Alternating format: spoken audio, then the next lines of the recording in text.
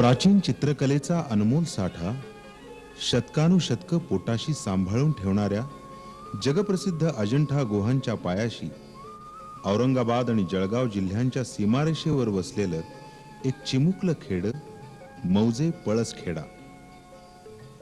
पाण्याचं दुर्भिक्ष ही काही वर्षापर्यंत या गावची नित्याचीच बाब होती. पडलाच तर जेमतेम 10-15 इंच पाऊस या गावच्या कोरडवाहू जमिनीवर पडायचा आणि असंख्य नाल्यांनी समुद्राकडे वाहून जायचा. केवळ निसर्गावर अवलंबून हलक्या भरड जमिनीत निष्फळ मशागत करणारा शेतकरी आणि त्याची माणसं कधी मनापासून हसलीच नव्हती. आणि अशा या गावानं स्वतःच करून दाखवला क्रांतिकारी कायापालट. शासनाचं छड मुरमाड जमिनीत जिरवलं.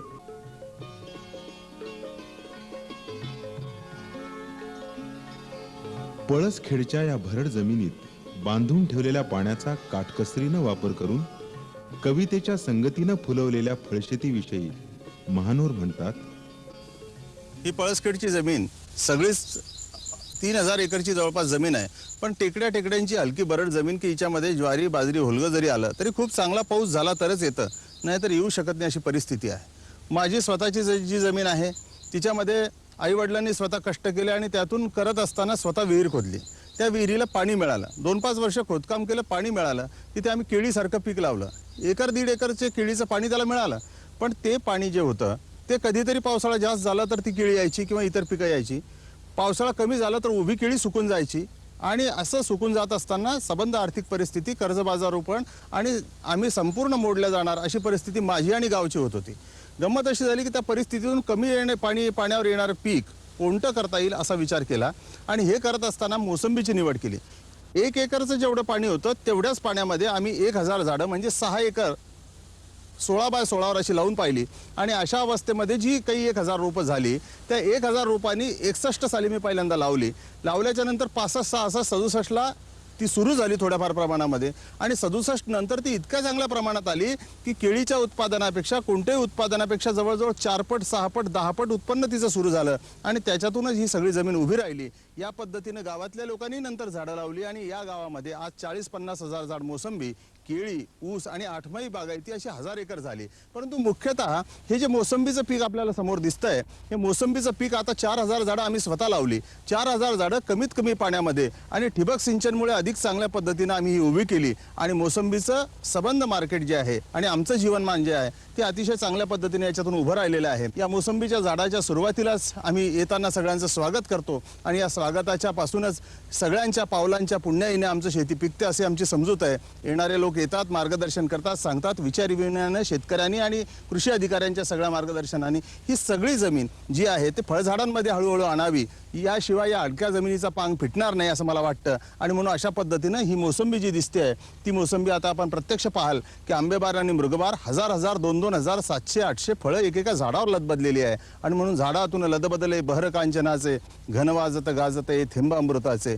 यासारखी कविता, त्या कवितेचं गाणं त्या मातीचा संपूर्ण जिवंतपणा घेऊन आलं. आणि म्हणून कविता गात गात बालकवींच्या सारखंच मला इथे जगावं असं वाटलं आणि माझ्या घेण्यासाठीचं जेवढं काही द्यायचं त्या जमिनी सुद्धा पूर्ण दिलं. त्यातला मोसंबीचा वाटा फार मोठा आहे. ही मोसंबीची जी झाडं आहे ही 4000 झाडांची लावण मी केली. 20 एकर जमीन याच्यामध्ये अडकलेली आहे. आणि 20 एकर जमिनीमध्ये या करत असताना याच्यावर ठिबक सिंचन लावलेली आहे. अत्यंत कमीत कमी पाण्यामध्ये ही झाडं उभी राहिली. आंबेबार असतानाही मृगबार आहे आणि मृगबार असताना सुद्धा त्याच्यावर अडकणबार आहे. अशा पद्धतीची झाडं ही 1000, 2000, 2500 पर्यंत माल देते. पण 500, 700, 1000 माल तर कोणताही क्वालिटीचा अतिशय सुंदर प्रकाराने ही देत असते. आता झाडातून लदबदले बहर कांचनाचं आम्ही कवितेत म्हणतो. हा सबंध बहार अजून 3 महिन्याची 4 महिन्याची ही फळं आहेत. 7-8 महिन्याची झाल्याच्या नंतर नारळा एवढी जवळपास ही होती.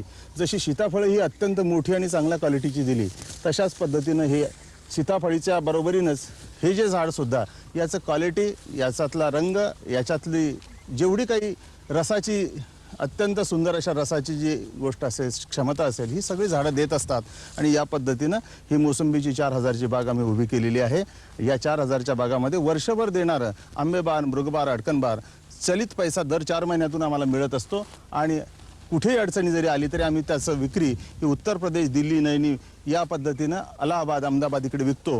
मुंबईपेक्षा जास्त पैसा तिकडे मिळतो. मार्केटिंगची अधिक जर व्यवस्था चांगली झाली तर याचा पैसा आम्हाला देश परदेशामध्ये हिंदुस्थानातल्या पेक्षा तिप्पट तरी मिळू शकेल अशाही पद्धतीचा विचार करून मार्केटिंगचा विचार आम्ही या बाबतीत करतो आहोत. आणि तसं जर झालं तर महाराष्ट्रातल्या शेतकऱ्यांचं दारिद्र्य जे आहे तर मोसंबी, सीताफळ यासारखी बगीचा पूर्ण करेल असं मला वाटतं. ही सीताफळीची झाडं आहेत आणि सीताफळी साधारणपणे 1000 झाडं ही 3 वर्षापूर्वी मी लावली. या जमिनीमध्ये ओलगं, कुसळी आणि बाकीचे कोणती उत्पन्न हे 200-300 रुपयाच्या वर येत नव्हतं. अशा परिस्थितीमध्ये ही 3 वर्षाची लावलेली झाडं याच्यामध्ये पहिल्या वर्षी कापूस घेतला, दुसऱ्या वर्षी मिरची घेतली, तिसऱ्या वर्षी आता त्याच्यामध्ये तिळीसारखं पीक घेतलं.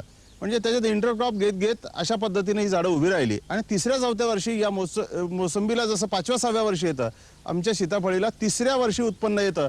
त्यामुळे शेतकरीला जास्त थांबण्याची काही आवश्यकता नाही. आणि म्हणून सीताफळी ही अत्यंत वरदान ठरणारी, 3ऱ्या वर्षी सुरू होणारी आणि अत्यंत म्हणजे किती की साधारण 8 ते 10 हजार कमीत कमी 3ऱ्या-4थ्या वर्षी उत्पन्न देणारी अशी असल्यामुळे, कमीत कमी पाणी लागण्यामुळे सीताफळ हे पीक जे आहे तर आता 1000च्या ऐवजी 2,500-3,000 झाडं आम्ही केली. आणि ही झाडं चांगल्या पद्धतीने उभी आहेत. याचा माल विक्री चांगल्या पद्धतीने चाललेली आहे.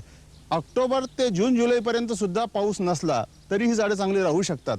आणि साधारणपणे 4थ्या वर्षावर या एका झाडावर आता 300 ते 400 माल आहे. मला 100 ते 150 माल चांगला पाहिजे. याच्या पलीकडे माल नसला तरी चालेल, कारण त्याचा साईज उत्तम असतो, किंमत जास्त मिळते आणि मार्केटमध्ये नुसतं विक्री नाही पण याची चव सुद्धा चांगली असते. या मातीचा तांबडा रंग सुद्धा त्या सीताफळीवर येतो. एवढं सीताफळी हे अतिशय उत्कृष्ट असं पीक आम्ही सुरू केलं. आणि या पद्धतीने जिथे 200-400 रुपये मिळत होते, आज 10 ते 15 हजार रुपये एकरला इथे सुरू झालेले आहेत. आणि मला असं वाटतं की अशाच पद्धतीनं इतर कमी पाण्यावर येणारी फळझाडं जी आहेत ती लावल्याशिवाय गत्यंतर नाही. आणि याच्यातूनच महाराष्ट्रातला सामान्य शेतकरी, कोरडवाहू जमिनीतला 88% शेतकरी उभा राहू शकतो अशी माझी धारणा आहे. आणि म्हणून योजनाबद्ध 12x12वर ही झाडं लावलेली आहेत. परंतु हे अंतर कमी पडतं. आज असं लक्षात आलं की ही झाडं 15-16 वर्षे झाली की फार मोठी होतील. आणि म्हणून नवीन झाडं ही 15-16 फुटाच्या अंतरावर घेतली. आणि नव्याने योजनेतल्या कोरडवाहू फळझाडं या योजनेमध्ये सुद्धा 15-16 फुटाचं अंतर महाराष्ट्र राज्याच्या कृषी खात्याने मान्य केलेलं आहे. आणि असं जर झालं तर ही फळं यापेक्षाही चांगली होतील, झाडं मोठी होतील. आणि मला असं वाटतं की सीताफळातून सुद्धा जसं डाळिंब आहे, जांभूळ आहे, इतर फळं आहेत, त्यातून याच्यातून सुद्धा फार मोठी क्रांती होईल. आणि लोकांना आवडणारं असं फळ आहे आणि अतिशय चवीचं हे फळ आहे. म्हणून आम्ही सीताफळीच्या या झाडांवर जास्त लक्ष केंद्रित केलेलं आहे. आणि या पद्धतीने सीताफळीचा हा बाग तुम्हाला जो दिसतो तर 3 वर्ष उत्पन्न घेतलेलंच आहे, आंतरपीक घेतलेलंच आहे. आणि आता निव्वळ कोरडवाहू फळझाडं म्हणून ही उभी आहेत की ज्याच्यावर 200-300 फळबार आहेत. आपण बघता ही अतिशय सुंदर फळं सप्टेंबर-ऑक्टोबरपर्यंत तयार होतील. जून-जुलैला पाऊस पडतो. 3 महिन्यामध्ये पैसा देणारं दुसरं कोणतंही पीक नाही.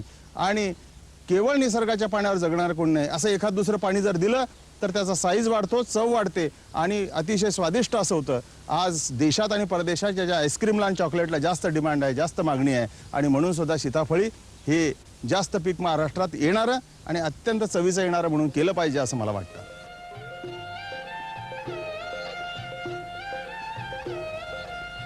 सीताफळीची ही 2 वर्षाची झाडं आहेत. आणि 2 वर्षाच्या या झाडामध्ये तिळीसारखं हे आंतरपीक आम्ही टाकलेलं आहे. तिळीसारखं 1000 रुपये क्विंटल मिळणाऱ्या आंतरपिकामधून सुद्धा पैसा मिळतो. आणि दुसरं असं की 3ऱ्या वर्षीपर्यंत तुम्ही याच्यात आंतरपीक घेऊ शकता.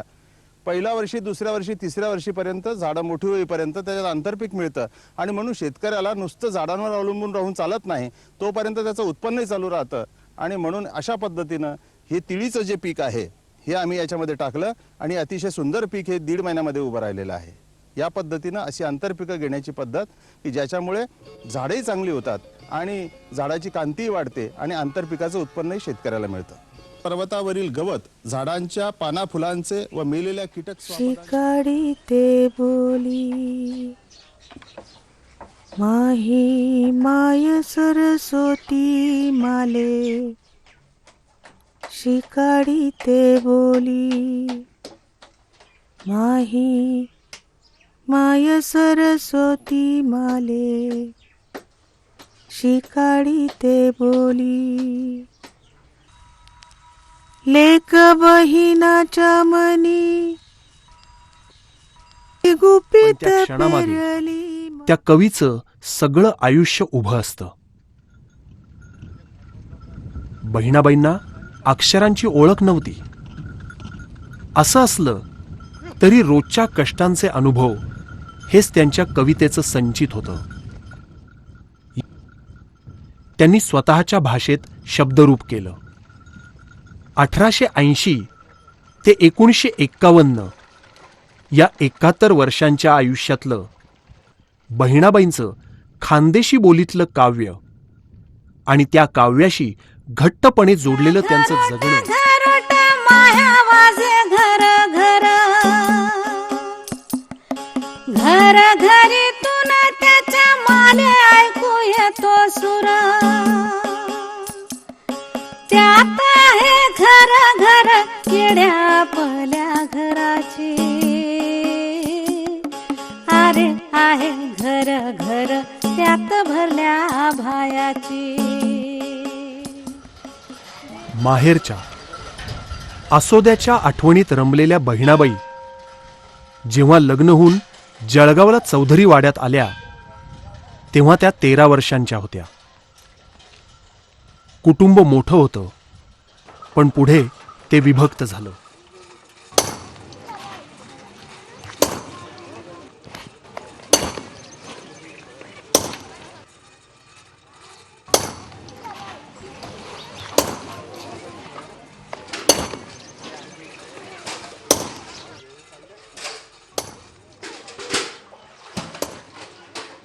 वाटच्या वाट सरा वाट बिकट मोठी. नशिबी दगड गोटे काट्या कुट्याचा धनी. पायाले लागे ठेचा आलं डोयाले पाणी. वरून तापे ऊन अंग झालं रे लाही. चालला आढवानी फोड आले रे पायी. जानच पडीन रे तुले लोकाच्या साठी. वाटच्या वाट सरा वाट बिकट मोठी. उतार चढणीच्या दोन्ही सुखादुःखात. रमव तुझा जीव धीर धर मनात. उघडू नको आता तुझ्या झाकल्या मुठी. वाटच्या वाट सरा वाट बिकट मोठी. वाऱ्याचं वाहदन आलं आलं रे मोठ. त्याच्यात झुकीसनी चुकू नको रे वाट. दोन्ही बाजून दर्या धर झुडूप हाती. सोडू नको रे धीर येवो संकट किती. येऊ दे रे परचिती काय तुझ्या ललाटी. वाटच्या वाट सरा वाट बिकट मोठी.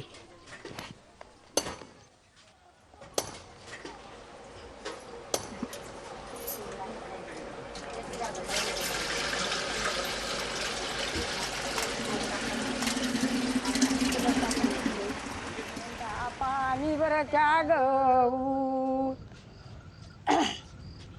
शेताच्या मा बांधावरी मसोबा माये देव.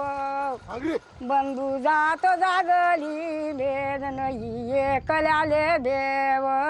मी एकदा आईला म्हणालो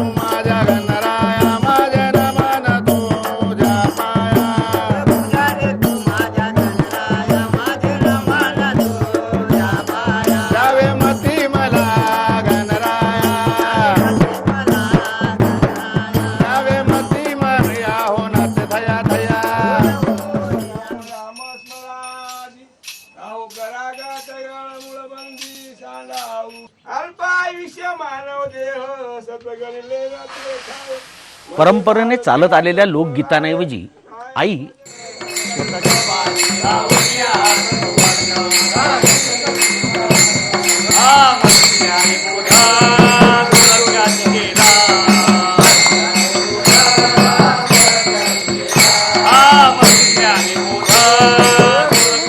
पाठी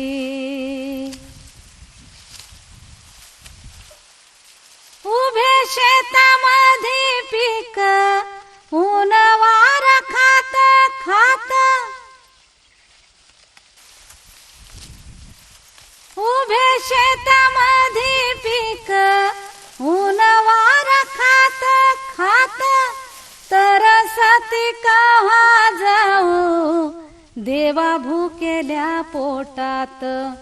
तरसती कव्हा जाऊ देवा भुकेल्या पोटात.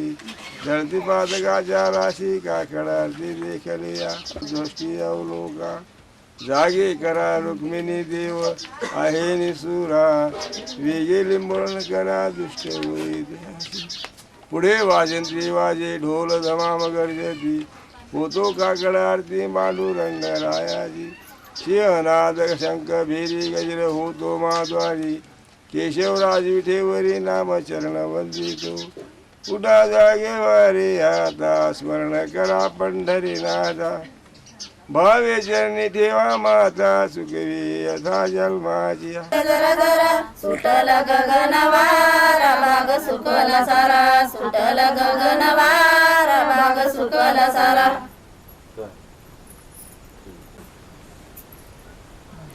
उगवल नारायण याच गाडी एवढं चाक जाऊनी गेली फिरत मी नवलाख फिरत मी नवलाख उगवल नारायण उग पडल पिवळ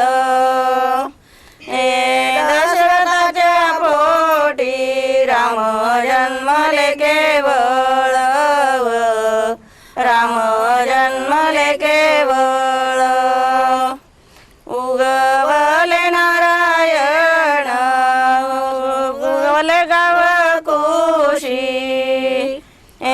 दुरून पाहता दुनिया वापरते कशी दुनिया वापरते कशी तेत मारुती रायाचा मले शेजार साजतो ते आरतीच्या वेळी नित्य चौघडा वाजतो नित्य चौघडा वाजतो बाई शेताडे शेत बाई मी कोण्या शेती जाऊ बाई लयर मारतो याचा पाणीवर त्या गऊ याचा पाणीवर त्या गऊ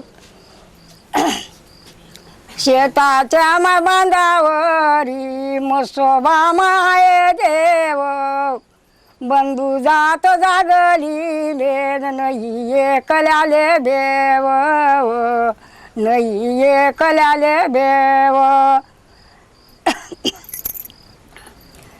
बाई बाई पाणी पावस या नद्या चालल्यावरून चुकली वाहून गेल्या जाया जुया आटकल्या भाऊ मुडी टाका भाऊ राया आटकल्या भाऊ जयाव